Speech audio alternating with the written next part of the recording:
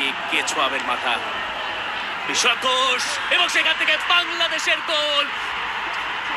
বাংলাদেশ এগিয়ে গেল সান মারিনোর বিপক্ষে দ্বিতীয়বারের মতো, এবং আরো একবার সেই Tapu Barman.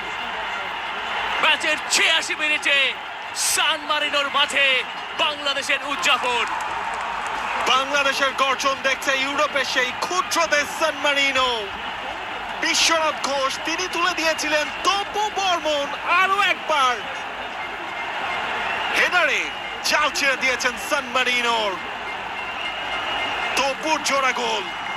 What a day for Tapu Barman, salute to হিম।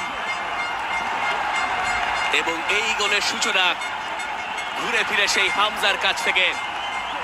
তপু বর্মন, এই ম্যাচটা যেন তাকে কেন্দ্র করেই ঘুরছে। হামজার এই ফ্রিকিকটা ঠিকঠাক মতো কেউ ছোঁয়াতে পারেনি, এবং সেখান থেকে বিশ্বনাথ ঘোষ চেষ্টা করেছেন, এবং পরে গিয়ে তপু বর্মন যিনি পড়ে গিয়েছিলেন তিনি উঠে দাঁড়ালেন। কপাল দেখুন, এবং সেই কপালেই ভাগ্য ঘুরলো, সেই কপালই বাংলাদেশকে ফেরালো। প্রথমে পিছলে পড়েছিলেন, সেই তিনিই উঠে দাঁড়ালেন, এবং বাংলাদেশও তার সঙ্গে উঠে দাঁড়ালো। আজকের ম্যাচটায় তপু বর্মন কি ভাগ্য নিয়ে নেমেছেন কে জানে। দুটো গোল তিনি করেছেন, যে